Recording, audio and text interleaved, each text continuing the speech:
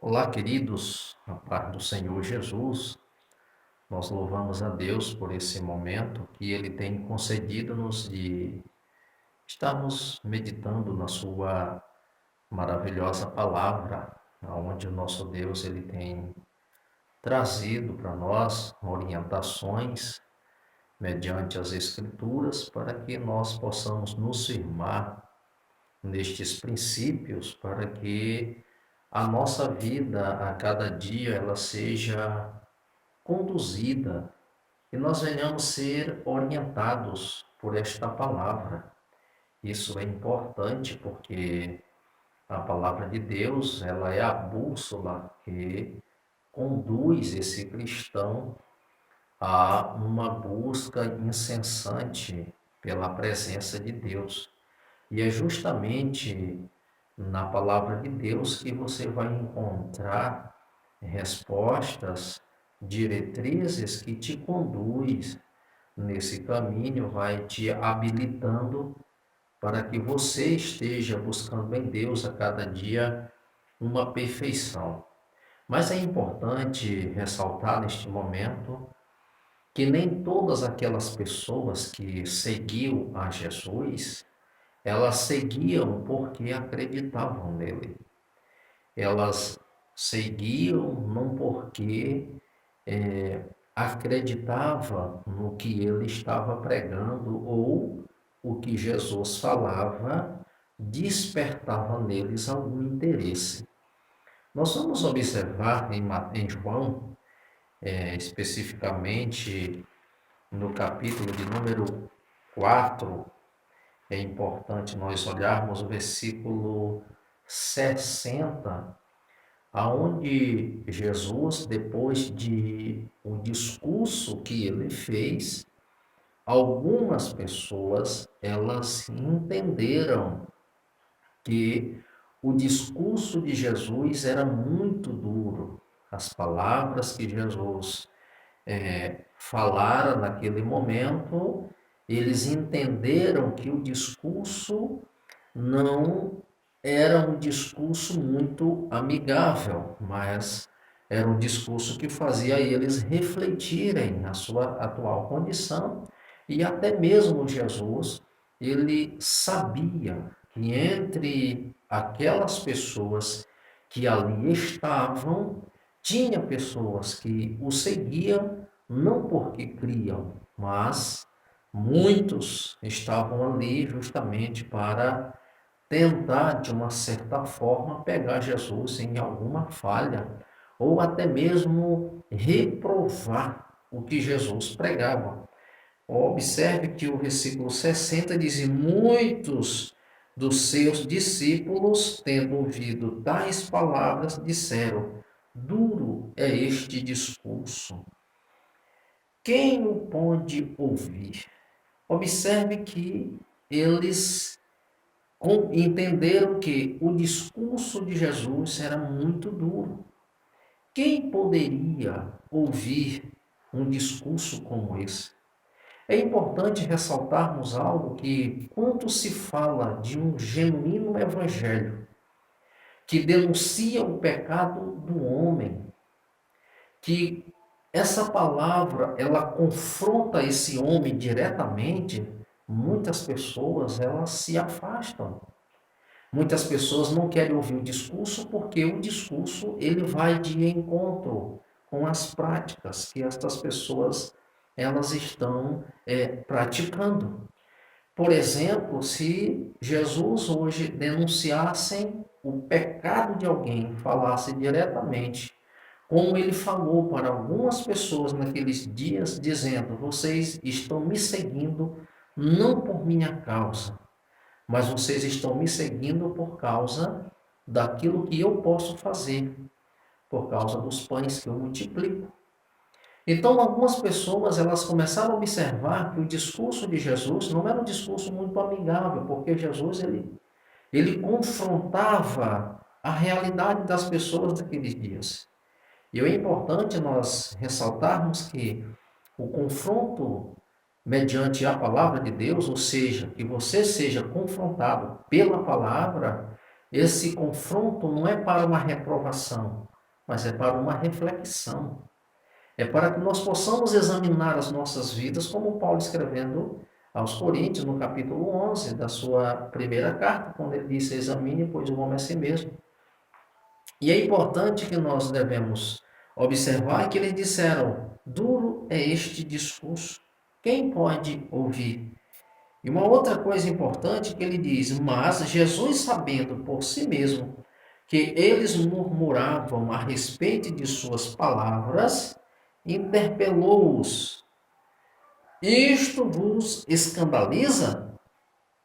Que será, pois, se virdes o Filho do Homem subir para o lugar de onde primeiro estava? O Espírito é o que vivifica, a carne para nada aproveita.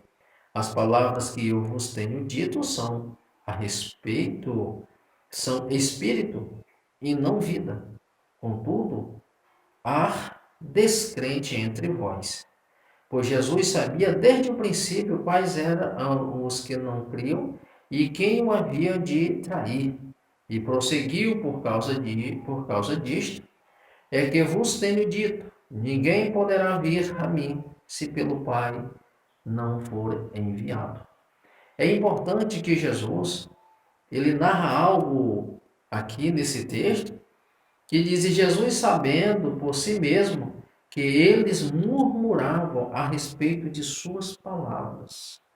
Observe que você está ministrando a palavra de Deus, e ao mesmo tempo que você está ministrando, o que você percebe que algumas pessoas, ou boa parte do público que está ali, eles não estão concordando com aquilo que você está pregando.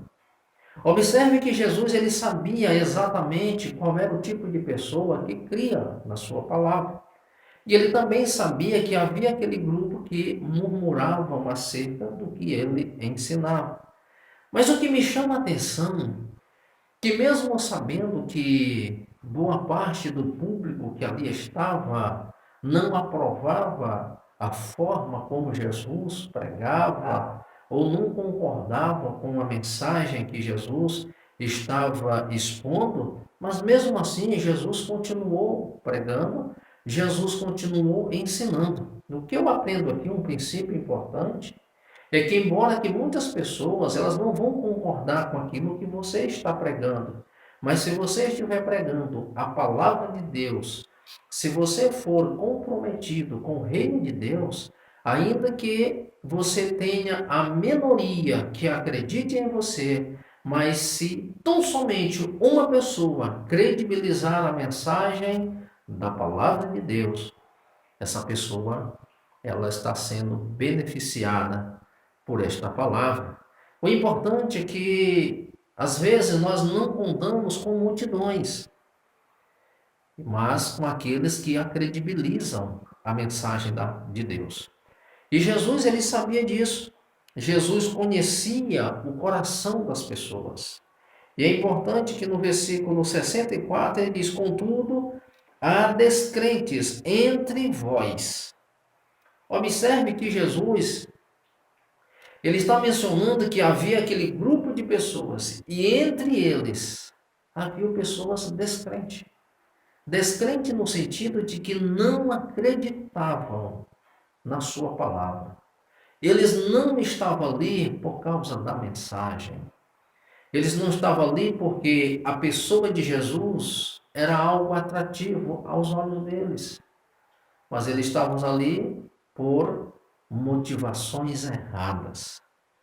Às vezes as pessoas elas querem fazer a coisa certa, mas pelas motivações erradas. Era certo a pessoa seguir Jesus? Sim, mas o que motivava eles? Ir ao encontro de Jesus. O que motivavam eles ir ao encontro de Jesus ou andarem com Jesus não era o próprio Jesus, mas aquilo que ele poderia proporcionar, era o que ele poderia fazer. Outros era tentando ver as falhas em Jesus. Observe que há muitas pessoas com visões diferentes. E as coisas elas parecem ser à medida como nós a olhamos, como nós temos observado. Muitas pessoas que estavam ali com Jesus acreditavam no que Jesus estava pregando. Eles acredibilizavam a mensagem de Jesus porque compreendiam que Jesus é o Filho de Deus, que Jesus é o enviado do Pai, que Jesus é aquele que estava registrado nas Escrituras, que na plenitude dos tempos Jesus viria e Jesus resgataria o seu povo, que Jesus traria a libertação do pecado do homem, que eles compreendiam e compreenderam a mensagem de Cristo porque eles estavam antenados com o reino de Deus. E quando você está antenado no reino de Deus, você compreende os sinais, você ouve a palavra, você conhece os profetas do Senhor, você conhece aqueles que são conduzidos pelo Espírito Santo. Não precisa alguém estar gritando ou dizendo quem são. Você conhece porque você está conectado, você está ligado com os acontecimentos, você está ligado nas Escrituras, então você compreende. E um grupo de pessoas que estavam ali compreendiam, entendiam e sabiam quem era Jesus e qual era o propósito de Deus em enviar o seu filho, de resgatar, de dar vida, restar ao homem que estava sedento, que queria de fato um encontro pessoal com Deus, e isso proporcionara a eles uma mudança nas suas vidas. Esse era o propósito de um grupo. Mas havia um grupo que estava ali simplesmente por aquilo que Jesus poderia proporcionar. E é importante ressaltarmos que ainda hoje há esses grupos diferentes, mas eles ainda estão envolvidos em um grupo, mas com as suas ideias, em busca de algo que ele possa se beneficiar, em busca de uma bênção, em busca de milagre, em busca de uma vida melhor, em busca de status. Estão buscando em Deus aquilo que Deus pode oferecer. Estão nesse grupo que às vezes eles se decepcionam, porque quando eles tentam buscar algo em Deus que não são respondidos, que não são saciados dentro daquilo que eles têm buscado, eles se frustram. De vez em quando nós temos visto as pessoas dizendo: eu saí da igreja por isso e por aquilo, eu deixei de ser crente por causa disso e daquilo, porque na verdade estão em busca de algo que simplesmente venha satisfazer a sua vontade ou preencher um vazio, ou tentar de uma certa forma buscando respostas que saciam a si mesmo. A proposta do Evangelho é completamente diferente disso. Porque nós estamos servindo a Jesus não é pelo que Ele pode fazer, mas a verdade, o que nos leva a Cristo Jesus é pelo que Ele é, pelo que Ele representa. A gratidão que tem que permear no coração do homem é pelo que Ele tem feito por nós, é pelo que Ele representa para nós. O que ele vai fazer é consequência. Por quê? Porque o próprio Jesus, ele disse isso: buscar em primeiro lugar o meu reino e sua justiça, e as demais coisas serão acrescentadas. Ou seja, tudo aquilo que vem depois de uma entrega, de uma busca no reino, é acréscimo. Eu vou simplificar. Se você cuida do reino, Deus cuida de você. É assim que a palavra de Deus nos mostra. Buscar em primeiro lugar o meu reino e sua justiça, ou seja, cuida das coisas de Deus e Deus cuida de você. E daquilo que Ele tem te entregado, que Ele tem te abençoado. Porque às vezes nós nos preocupamos muito em cuidar em primeiro lugar daquilo que temos, das nossas coisas, deixando o reino para depois. E às vezes nós vamos nos decepcionar, porque aquilo que nós projetamos não vai dar certo. E vamos nos decepcionar de novo, porque nós poderíamos ter avançado no reino e não avançamos, porque nós paramos em algumas coisas que simplesmente trouxe para nós, às vezes, alguns embaraços para as nossas vidas. Há o terceiro grupo, o grupo dos acusadores. É o grupo daquele que observa você. Mas ele não te observa para te elogiar. Ele está com você, ele anda com você não porque ele gosta de você, não porque ele ama você. É porque simplesmente ele está buscando uma falha sua. E na primeira falha, no primeiro escorregão que você tiver, ele vai cair em cima de você, dizendo: eu não disse que você era isso, que você era aquilo, que você era falho, que você ia errar, que não ia dar certo o que você fez. Então, há esse terceiro grupo, que são um grupo de acusadores. Observe que Jó, ele tinha amigos. E por algum momento na sua vida, os amigos ficaram em silêncio por um determinado tempo, porque simplesmente estavam cumprindo um ritual. Mas após aquele tempo que os amigos ficaram em silêncio por causa da religiosidade deles, quando eles abriram a sua boca, não foi para apoiar o seu amigo, não foi para trazer palavra de consolo para o seu amigo, mas para acusá-lo. Para dizer: Jó, tu está em pecado. Jó, tu cometeu algum erro. Jó, tu cometeu algum pecado que só pode acontecer com alguém, o que está acontecendo com você, se tiver em pecado. Observe que esse terceiro grupo, ele não consegue tirar coisas boas até das situações ruins. Mas ele consegue colocar algo aonde é uma provação de Deus, uma situação. Eles colocam e tentam fazer com que você acredite que você cometeu algo que você não, de fato, não cometeu.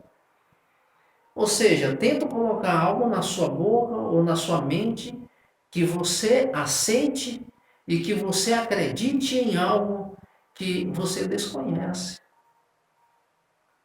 Jó, por algum momento, com certeza, observando o ponto de vista dos seus amigos, argumentos até convencíveis, convincentes, que pudesse levar a ele até tomar uma decisão que tirasse ele do propósito.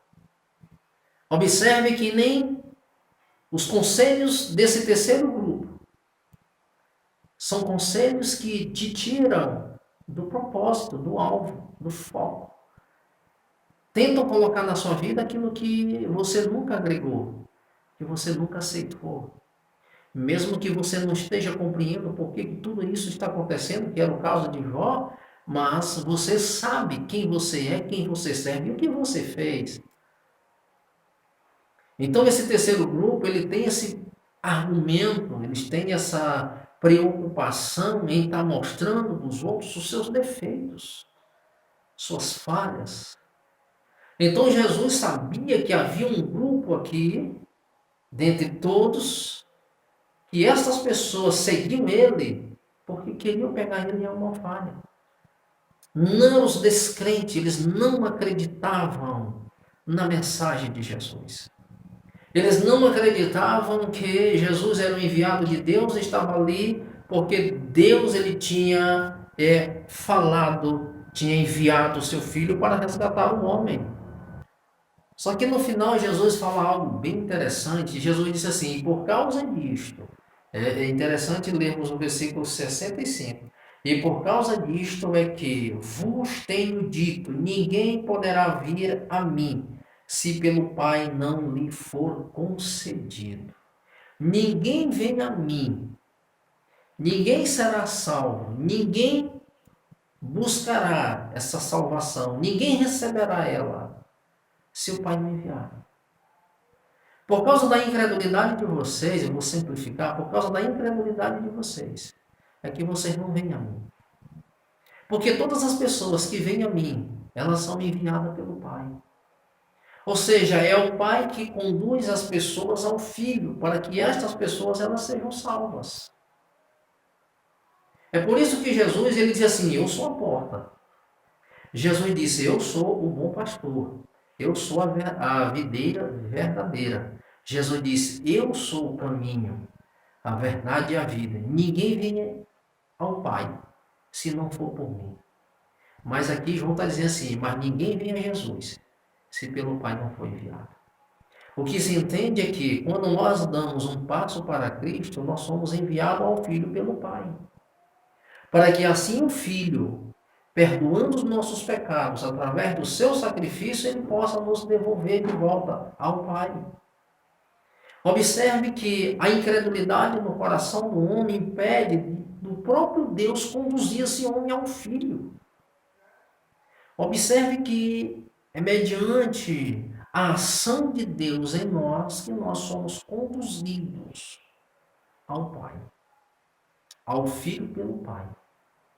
Queridos, que Deus possa abençoar a sua vida, que Ele possa te dar muita graça, que você possa refletir nessas palavras e você possa fazer parte desse primeiro grupo, do grupo que segue a Jesus porque acredita, porque você crê, porque você reconhece que Jesus é o Filho de Deus e Ele está pronto para te dar um abraço de perdão.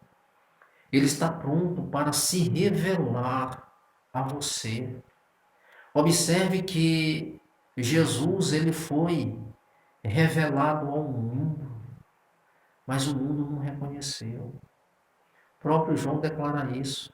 No princípio era o Verbo estava com Deus, o Verbo era Deus. Todas as coisas foram feitas por meio dele, e sem ele nada do que foi feito se fez. Observe que ele vai narrando essa história que o Filho ele veio ao mundo para que o mundo pudesse ser salvo por meio dele. Mas ele dizia, ele veio para os seus, mas os seus não receberam.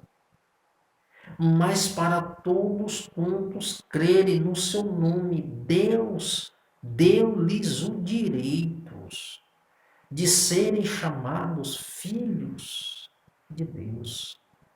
Você é filho porque você reconhece que na plenitude dos tempos Deus enviou o seu Filho para te resgatar, para salvar a tua vida. Por isso que Paulo, escrevendo aos Gálatas, ele deixa isso bem claro, que nós somos salvos pela graça de Deus por meio da fé. Ele disse, isso não vem de vós, é dom de Deus. Que Deus em Cristo te abençoe, te dê muita graça e fortalece você nessa caminhada, em nome do Senhor Jesus Cristo.